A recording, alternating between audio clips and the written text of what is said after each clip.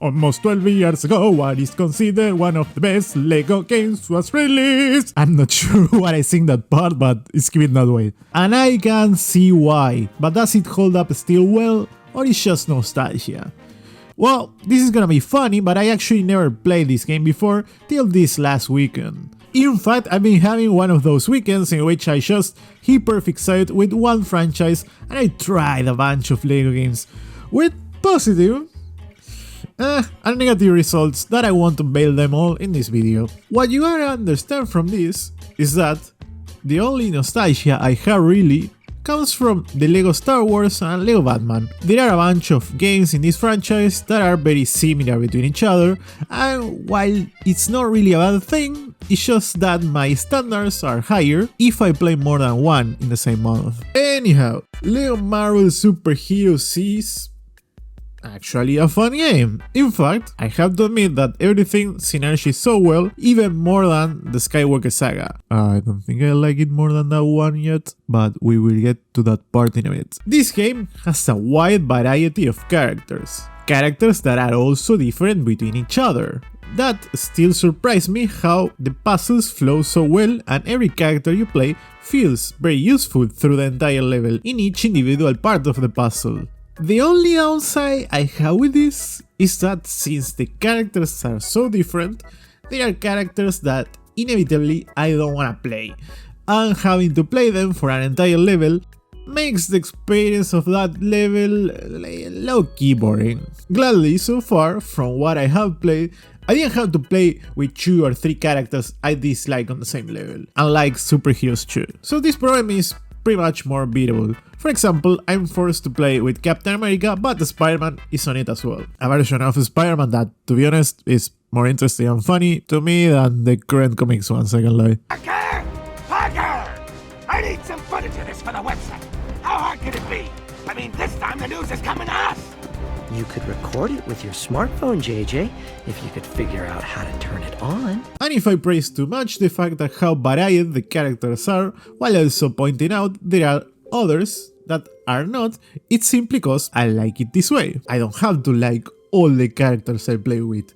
That's what makes them unique in the first place. Some other LEGO games have this issue that the characters are too similar, that it makes the game repetitive faster despite having a very interesting world. And I gotta be honest with you, due to that, sometimes Marvel Super Heroes was very fun to play and other times was not boring, but I feel like I was just powering through it, you know? As for the story, usually it's not something that I pay too much attention in these games, cause they just tend to recreate the stories that I already know.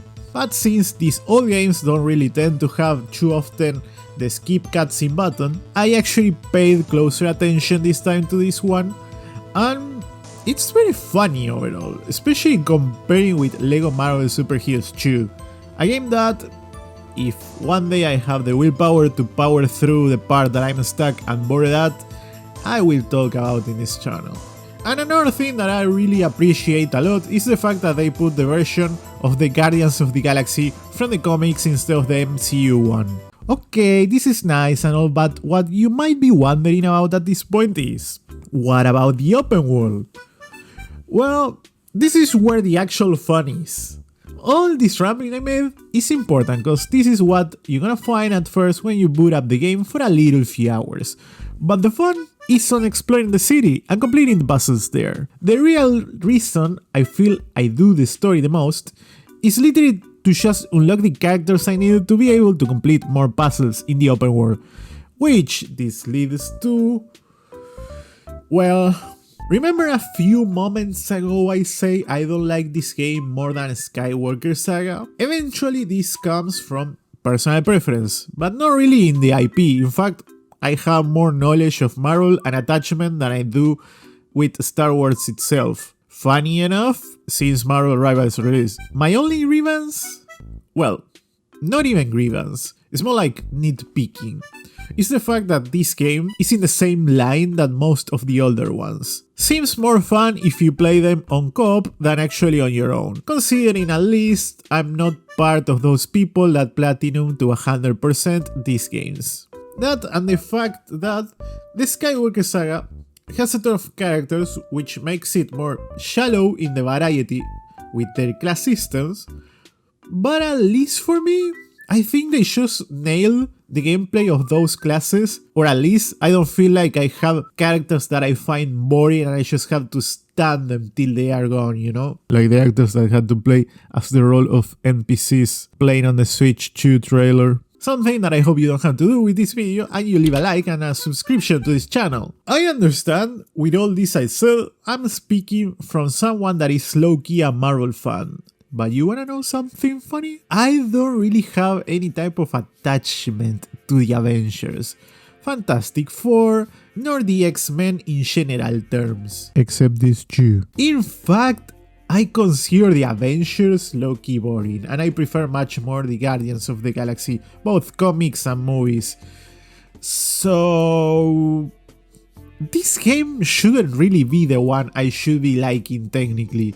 The second game has more characters that I resonate with a lot more, and still, so far I just find this one more fun. It has a better pacing than most LEGO games I played, while still being simplistic enough in a good way. It has an interesting storytelling despite the fact that it has a ton of characters that I don't really care much about to begin with. And the graphics still holds up well enough, at least on the PC version, cause well, it's LEGO, you know what you go for in there. Performance wise is still good, till it crashes out of nowhere. I don't know what it is, but in this game, you have no idea how much I appreciate the checkpoints are very generous. Every time I play an old LEGO game, I feel like I'm moving a fragile box full of ancient bases ready to collapse altogether at any point, I swear. So, to answer the question I pointed out in this video at the start, yes, still holds up well. In fact,